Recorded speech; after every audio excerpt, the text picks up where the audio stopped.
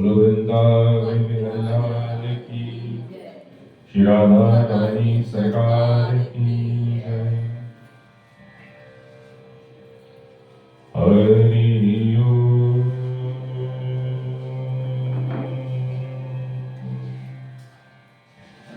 गुरुर्ब्रह्मा गुरुर्विष्णु गुरुर्देवो महेश्वरा, गुरुर्साक्षात् परं ब्रह्मा, तस्मै श्री गुरुवे नमः।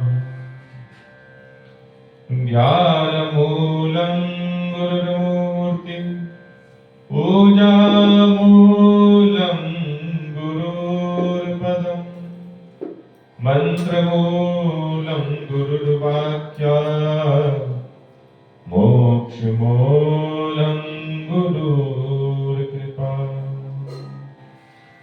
देयं सदा परिमवग्नमभीष्टदोहम्, तीर्थास्पदं शिवविरिञ्चनुतं शरण्यम्।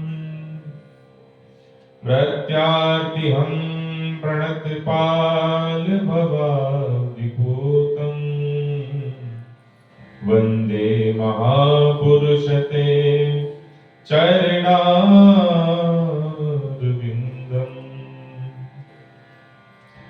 आत्मादं गिरिजामति सहचरा, प्राणा शरीरं गृहम्। पूजाते विषयोपभोगरचना, निन्द्रा समाधिस्थिति। संचारा प्रदयो प्रदक्षिण विधि, स्तोत्राणि सर्वा गिरो। यद्यत् कर्म करोति तत्तदखिलं, शम्भो तवाराधनम्। वरहापीडं नटवरवपुः, कर्णयो कर्णिकारा। विप्रतवासा कनककपिशं, वेजयन्तीं च माला। रन्ध्राणवेणो अधरसुधया, पूरयन् गोपवृन्दे। वृन्दारण्यं स्वपदरमणं, प्राविशद्गीतकीर्ति। मनोजवं मारुततुल्यवेगं, जितेन्द्रियं बुद्धिमतां वरिष्ठं। वातात्मजं वानरयोध्यमुख्यं, श्रीरामदूतं शरणं प्रपद्ये। सर्वमङ्गलमाङ्गल्ये शिवे सर्वार्थसाधिके, शरणे त्र्यम्बके गौरी नारायणी नमोस्तुते। लाख बार हरि हरि कयो, एक बार हरि नाम। अति प्रसन्न श्री लाडली, सदा विपिन को वार। सब द्वार को छोड़कर मैं आया हूँ तेरे द्वार।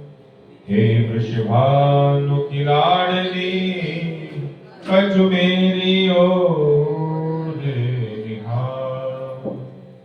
हे वृषभानु की लाडली, कछु मेरी ओर निहार।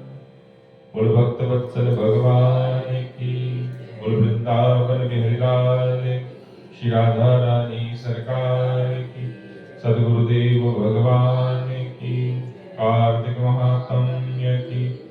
जय जय श्री राधे, जय जय श्री राधे, जय जय श्री राधे श्याम। आए प्रभु की पावन कथा को श्रवण करने से पूर्व भगवत नाम का सभी भाव से कहें। श्री राम जय राम जय जय राम, श्री राम जय राम जय जय राम, श्री राम जय राम जय जय राम, श्री राम जय राम जय जय राम, श्री राम जय राम जय जय राम, श्री राम जय राम जय जय राम, श्री राम जय राम जय जय राम, श्री राम जय राम जय जय राम, श्री राम जय राम जय जय राम, श्री राम जय राम जय जय राम, श्री राम जय राम जय जय राम, श्री राम जय राम, श्री राम जय राम जय जय राम, श्री राम जय राम जय जय राम, मंगल भवन मंगल हारी, मंगल भवन हारी, द्रवहु सुदशरथ अजर बिहारी, द्रवहु सुदशरथ अजर बिहारी, श्री राम जय राम जय जय राम, श्री राम जय राम जय जय राम, श्री राम जय राम जय जय राम, श्री राम जय राम,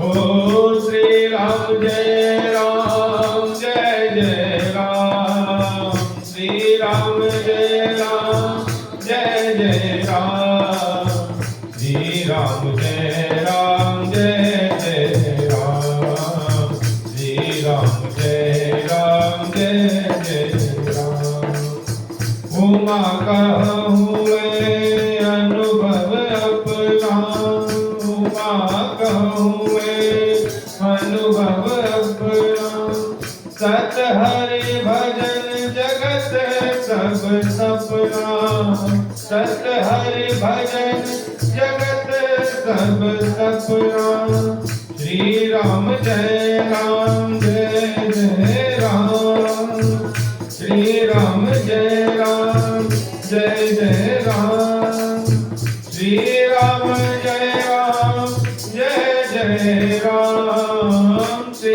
राम जय राम जय जय राम, श्री राम जय राम जय जय राम, श्री राम जय राम जय जय राम, श्री राम जय राम जय जय राम।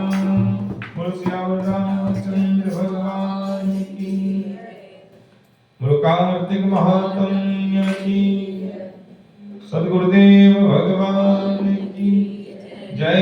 जय श्री राम, जय जय श्री राम, जय जय श्री राम।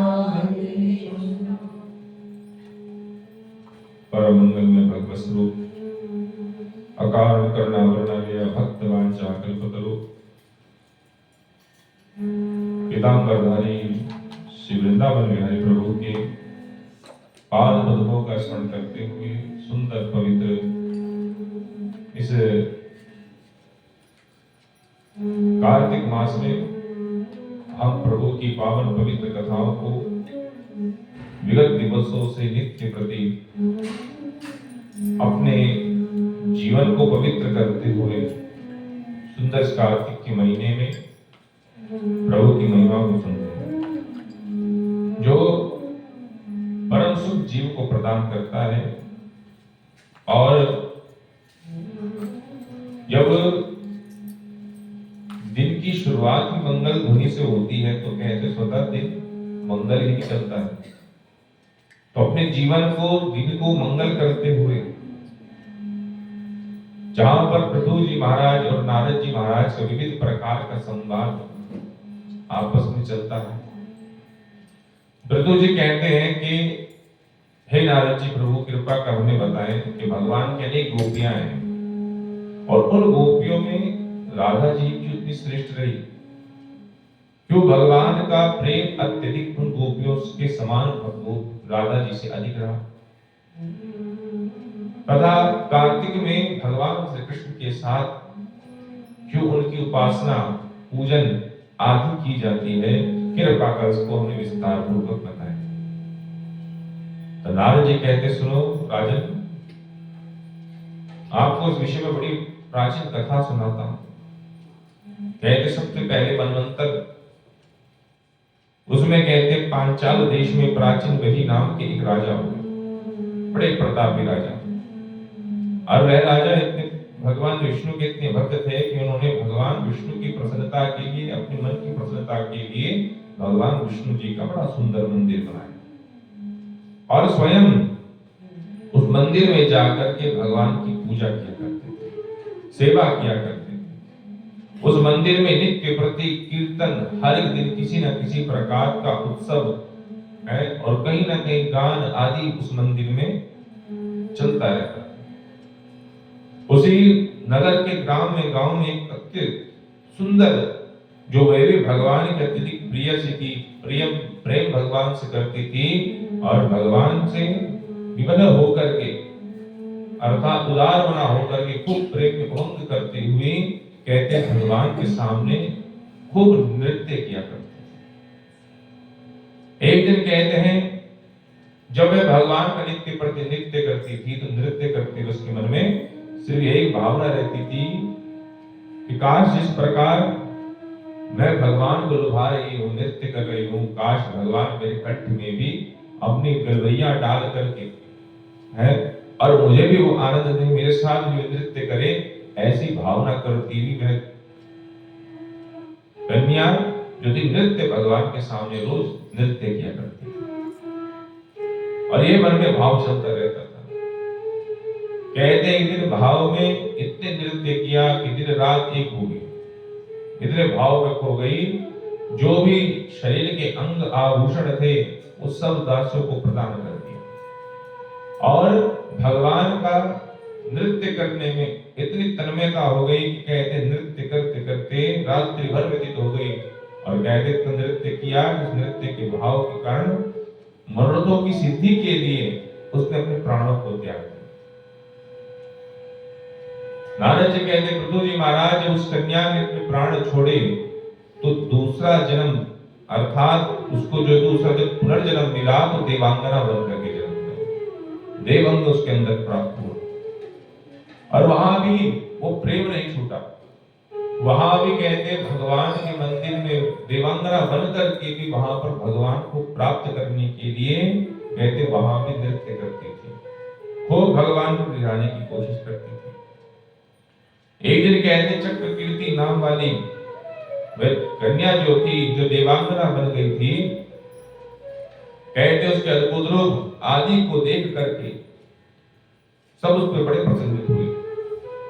कहते हैं भगवान में मन में विचार करती थी देवांगना कि जब मुझे देवांगना का रूप मिल गया है तो इस संसार में मेरा मन जो है सिर्फ भगवान को ही पति रूप में स्वीकार करने को ही लायक होता है और मैं चाहती हूँ कि मुझे यदि वर मिले, पति मिले तो भगवान जैसा मिले, कृष्ण जैसा मिले। कहते ऐसे वहां पर भी देवांगना बनी थी तो वहां भी ही विचार रहता था और भगवान की प्रतिमा के सामने खूब नृत्य करती थी। और कब मुझे ये सौभाग्य मिलेगा कि भगवान मेरे कंठ में है गलवैया डाल करके, गले में हाथ डाल करके और मेरे साथ नृत्य करे। कभी भगवान ने कैसी लीला रची, मथुरा आदि नगरी में कंस का उत्पात उत्पन्न कर दिया, अधर्म बढ़ने लग गया। अधर्म बढ़ा तो कहते हैं गो ब्राह्मण आदि सबको जब प्रताड़ना मिलने लगी, सब ब्रह्मा जी के पास पहुंचे, देवताओं के पास पहुंचे, सब के सब एकत्रित होकर के पुनः भगवान नारायण के पास गए और भगवान नारायण ने सबको आश्वासन दिया कि तुमको इस कंस रूपी भय से मुक्त करने के लिए वहां पर किसी न किसी रूप में जल्द ही अवतार लेने वाला। इसलिए देवताओं आप भी किसी न किसी रूप में जाकर के ग्वाल बाल बन करके जन्म लो और मेरे साथ इस कार्य में अपनी भागीदारी निभाओ। कहते इस प्रकार विचार कर जब उस देवांगना को पता चला कि भगवान जो है इस मृत्यु लोक में जन्म लेने वाले हैं, तो वह भाग करके कहते ब्रह्मा जी के पास गई और ब्रह्मा जी से कहने लगी, प्रभु आपको तो पता ही है कि मैं किस प्रकार देवांगना बनी। मेरे मन का मृत्यु लोक से यही संकल्प था कि कब भगवान मुझे प्राप्त हो जाए। इसलिए हे ब्रह्मा जी, मैं चाहती हूँ कि आप मुझे भी इस मृत्यु लोक में किसी न किसी देवांगना के रूप में अर्थात किसी न किसी ग्वालिनी के रूप में जन्म दें, ताकि वहां पर जाकर के मेरा मनोरथ पूर्ण हो सके। कहते हैं ब्रह्मा जी ने उसके भाव को सुना, श्रवण किया, तो तुरंत ब्रह्मा जी प्रसन्न हो गए और कहा कि जा देवी, तो मैं तुझे वरदान देता हूं कि तुम त्रिलोक में विश्वभानु की पुत्री राधा बनकर के जन्म लोगी और वहां पर अनेक गोपियां होंगी और उन गोपियों में तुम सबसे श्रेष्ठ कहलाओगी और तुमसे ही भगवान का अत्यधिक प्रेम स्नेह होगा। और कहते हैं इस प्रकार ब्रह्मा जी ने अपने वचनों को सिद्ध करने के लिए उस कन्या को, देवांगना को कहते मृत्यु लोक में वृषभानु की पुत्री बना करके जन्म दिया और वहां पर कहते महाराज आदि कार्य कर करके ब्रह्मा जी ने अपने वचनों को भी संपन्न किया। इस प्रकार है पृथ्वी जी महाराज, भगवान जो है भगवान की लिए इसीलिए राधा जी अत्यधिक प्रिय और उनको आनंद देने वाली। इधर कहते हैं यदि कथा को सुनकर के ऋषियों ने अनेक प्रश्न किया। सूर्य जी कहने लगे, सूर्य जी के चरणों में गिर के कहने लगे कि जैसे नारद जी पृथु जी महाराज ने कृपा करके प्रभु आप हमको जो है गंगा आदि की महिमा के बारे में कि किस प्रकार ये गंगा भगवान चरणों को प्रक्षालन करके धराधाम को प्राप्त हुई और किस प्रकार जीवों को उद्धार करती है, अर्थात आप हमको जो है गंगा जी के महात्म्य को बताएं। यह सुनकर के सूर्य जी कहते सुनो ऋषियों, जैसा भाव नारद जी ने पृथु जी महाराज को बताया है वैसे मैं आपको बताता हूं। कहते हैं जो कश्यप जी ऋषि हुए, कश्यप जी की विशेष 13 पत्नियां थी, उनमें से 2 पत्नियां दिति और अदिति हुई। इसमें कहते हैं कि जो अदिति थी उनसे देवताओं का जन्म हुआ और दिति से कहते दैत्यों का जन्म हुआ। तो कहते हैं इस प्रकार देवता और दैत्यों के कलह आदि सदैव व्याप्त रहता था। कहते हिरण्यकश्यप का पुत्र प्रहलाद और प्रहलाद जी के पौत्र हुए बलि, जो कहते हैं दैत्यों के राजकुमार अर्थात राजा बने।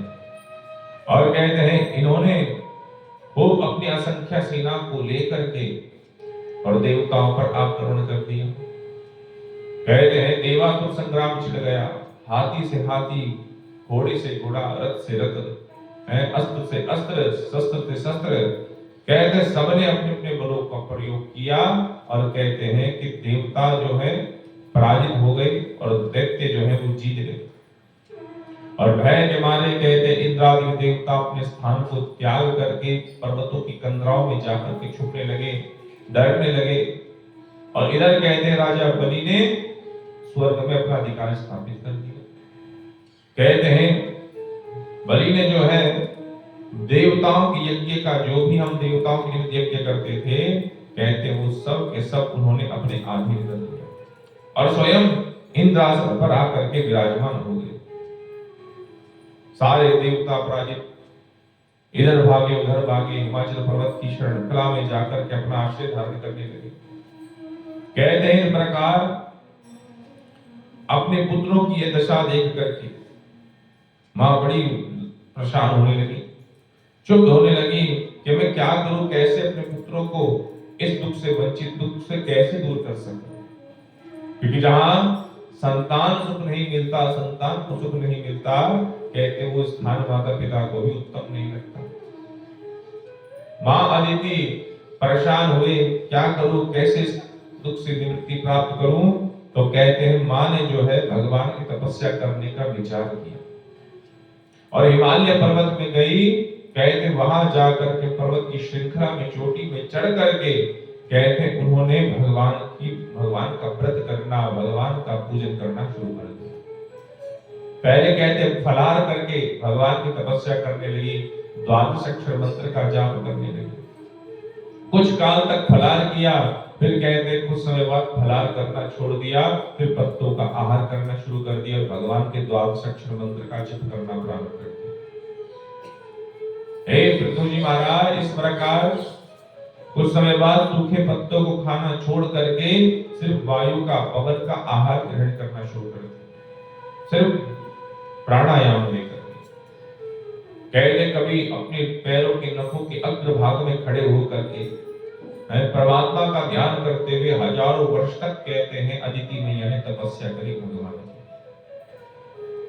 कहते हैं जब अदिति मैया की तपस्या के बारे में असुरों को, दैत्यों को पता चला, तो कहते वहां पर दैत्य राक्षस जो थे देवताओं का रूप बना करके पहुंच गए और कहने लगे कहते माता, आप हम जैसे पुत्रों के लिए इतनी कष्ट, इतनी विपत्ति, संकट क्यों झेल रही हो?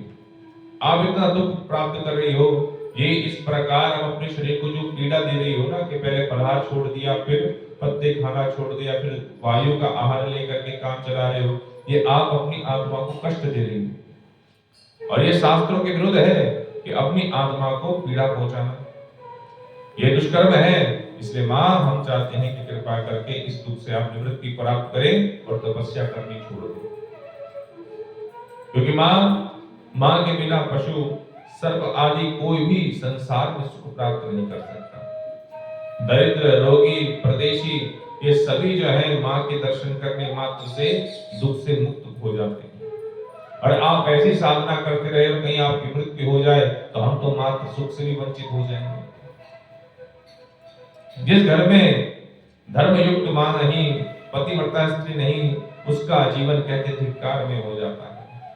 तुम अपने पुत्रों की रक्षा करो, परंतु यह सब करने पर भी, इतना कहने पर भी अदिति मैया उनकी बात में नहीं है और राक्षस को भयभीत करते हुए कहते वहां से भगा दिया और पुनः कहते अदिति मैया भगवान की साधना में लग गई।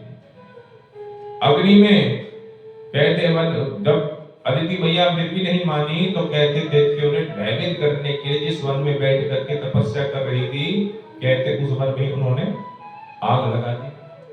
और कहते आग क्या लगाई कि भगवान नारायण जी ने, जो भगवान की साधना में लग जाता है, भगवान की तपस्या में लग जाता है और जिसके अंदर कहते भाव आ जाता है ना कि अनन्या चिंतयन्तो मां ये जना कृपास्ते, कि अनन्य भाव से सिर्फ भगवान सिर्फ आप पर समर्पित है, तो कहते भगवान की उस साधक की रक्षा के लिए अपने सुदर्शन चक्र को नियुक्त कर देते हैं।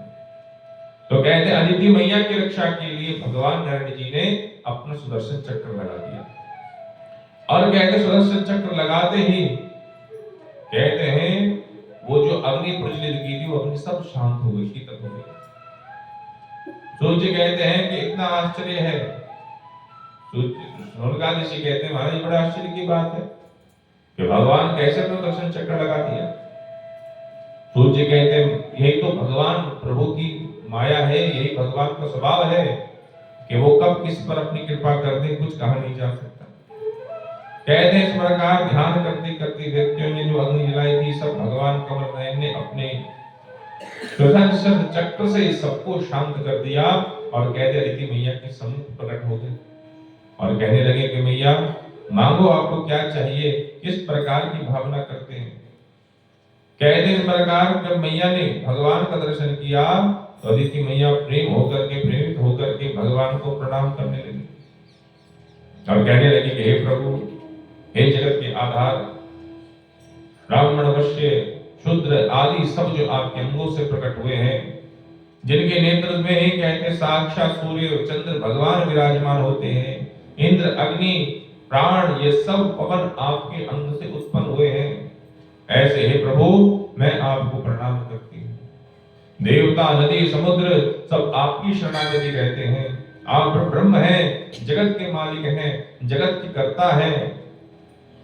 इसलिए हे प्रभु, जब आप जगत की कर्ता हैं तो मेरे पुत्रों की भी रक्षा करें। और इस प्रकार स्तुति करते हुए अदिति मैया कहने लगी कि हे प्रभु, आप तो अंतर्यामी हैं, सब कुछ जानते हैं, कहने पर क्या सामर्थ हमारा। बस इतना चाहती हूँ कि मेरे पुत्रों को अकंट्य राज्य मिले, अर्थात कोई भी विपत्ति के राज्य में ना हो। दीदी के पुत्र को मारना नहीं प्रभु, उनको दंड देना है और मेरे पुत्रों को उनको पुनः राज्य प्रदान करना है। बस इतनी ही आपसे अनुरोध करते हैं।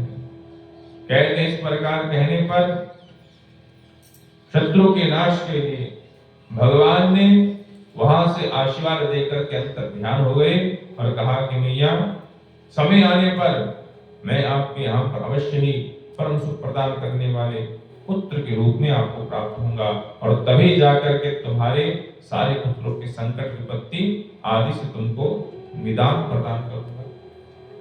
कहते इस प्रकार मां को आश्वासन देकर के अंतगतवा कहते हैं भगवान जो है उनके यहाँ पर सुंदर एक बालक के रूप में प्रकट हुए। कहते जहां भगवान शंख चक्र गदा पद्म कमंडल धारण किए हुए हजारों सूर्यों के समान तेज कमल नयन वाले पीतांबर पहने हुए और मुनियों की स्तुतियों से योग्य कहते सब नायक भगवान पुत्र के रूप में कहते हैं मां अदिति को दिखाई देने लगे। और इस प्रकार कश्यप सहित अनेक ऋषि वहां आए और सबने कहते हैं भगवान की स्तुति करने लगे। कहने लगे कि हे संसार के कर्ता, संसार के पार करने वाले, व्यक्तियों का नाश करने वाले, भक्तों को प्रिय, सज्जनों का आनंद देने वाले, हे रुद्रों का नाश करने वाले, धनुष चक्र खड्ग आदि को धारण करने वाले, हे प्रभु वामन हम आपको नमन करते हैं। बोलो वामन भगवान की। हे प्रभु आप जो है करोड़ों सूर्यों के समान देदीप्यमान दिखते हैं। आपके नेत्रों में सूर्य चंद्रमा है, आपके नेत्र ऐसे दिखते हैं जैसे इनमें सूर्य चंद्रमा विराजमान बैठे हैं। मंदराचल पर्वत धारण करता हिरण्यकश्यप का वध करने वाले, हे लक्ष्मीपति, हे पापों का नाश करने वाले, हे राम, हे परशुराम, हे रामचंद्र, हे कृष्ण, हे वामन, हम जो है आपको नमस्कार करते हैं। हम धन्य हो गए कि जो आप हमको पुत्र रत्न के रूप में प्राप्त हुए। सबने कहते हैं उनकी खूब प्रशंसा करी। देवता आए, उन्होंने खूब भगवान को विविध प्रकार के द्रव्य प्रदान किए। गुरु बृहस्पति जी ने यज्ञ पवित्र कराया। अन्नपूर्णा मैया ने उनको दक्षिणा प्रदान अर्थात दान, अन्न का दान किया। किसी ने मेघों ने कहते उनको छत्र प्रदान किया, किसी ने कुछ दान दिया। पर अंतगतवा कहते हैं जब वे अपने गुरु बृहस्पति जी को आकर के जो भिक्षा मिली वो भिक्षा देने लगे तो गुरु बृहस्पति जी कहने लगे कि देखो प्रभु इस बार इस समय जो है इस दक्षिणा से इस दीक्षिणा से काम नहीं चलने वाला, हमको तो जो है त्रिलोकी की संपदा आपसे चाहिए। और तब उन्होंने भगवान वामन जी को राजा बलि के यज्ञ में भेजने का अनुरोध किया। और तब कहते हैं भगवान जो है राजा बलि के यज्ञ के लिए प्रस्थान करने लगे। बोलो नारायण भगवान की जय। बोलो वामन